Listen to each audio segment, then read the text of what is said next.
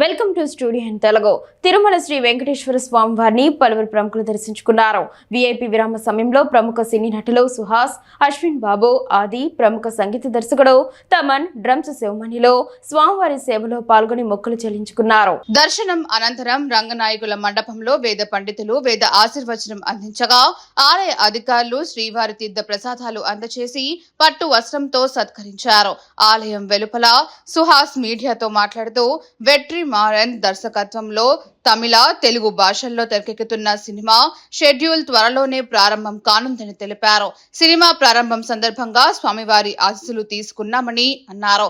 తెలుగులో కూడా ఓ ప్రాజెక్ట్ చేస్తున్నట్లు తెలిపారు. మంచి దర్శనం అయిందండి. టీటీడీ వాళ్ళకి చాలా థ్యాంక్స్ చెప్పాలి. చాలా మంచి దర్శనం ఏర్పాటు చేశారు.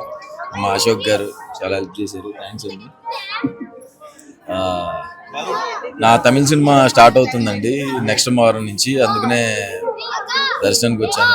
స్వామిని ఒకసారి దర్శించుకుని వెళ్తే నాకు కొంచెం ధైర్యంగా ఉంటుందని ఇంకా దర్శనం చేసుకుని ఇంకా చెన్నై వెళ్తున్నాను తమిళ షూట్.